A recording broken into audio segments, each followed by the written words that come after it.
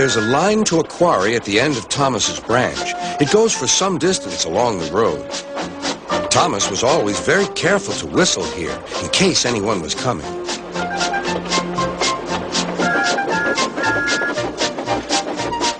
Early one morning, a large policeman was sitting close to the line. Thomas liked policemen. He had been a great friend of the officer who had just retired. Beep, beep, he whistled. Good morning. Thomas expected that the new officer would be friendly too, but he was sorry to see that he didn't look friendly at all. He was red in the face and very cross.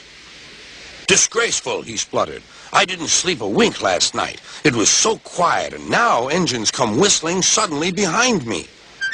I'm sorry, sir, said Thomas. I only said good morning. The policeman pointed to Thomas. Where's your cow catcher? He asked. But I don't catch cows, sir.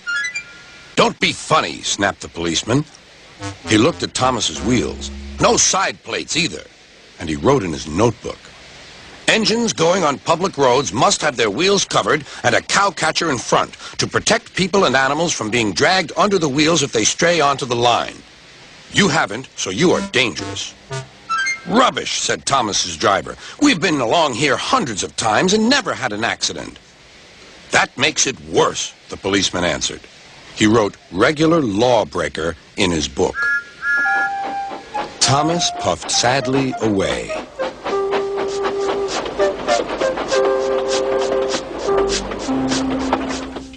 Sir Topham Hatt was having breakfast. He was eating toast and marmalade.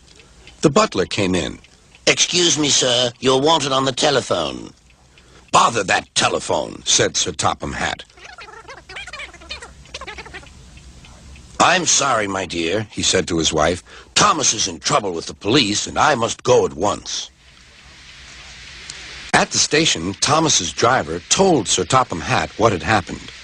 Dangerous to the public, indeed. We'll see about that. Sir Topham Hatt spoke to the policeman. But however much he argued with him, it was no good. The law is the law, he said, and we can't change it. Sir Topham Hatt felt exhausted. I'm sorry, driver, he said. It's no use arguing with policemen. We will have to make those cowcatcher things for Thomas, I suppose. Everyone will laugh, sir, said Thomas. They'll say I look like a tram. Sir Topham Hatt stared. Then he laughed. Well done, Thomas. Why didn't I think of it before? We need a tram engine. When I was on my holiday, I met a nice little engine called Toby. He takes freight cars from the farms, but the trucks are taking over most of his work and he needs a change.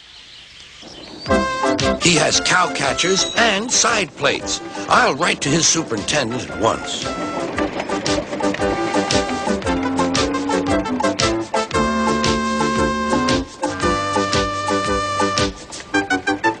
A few days later, Toby arrived.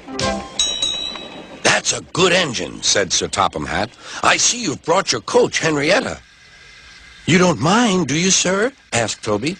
The station master wanted to use her as a hen house, and that would never do. No, indeed, said Sir Topham Hatt. We couldn't allow that.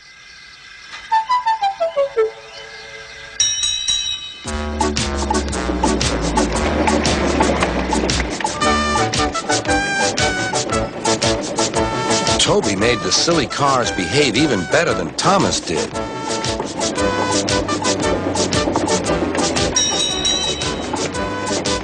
Hey, you!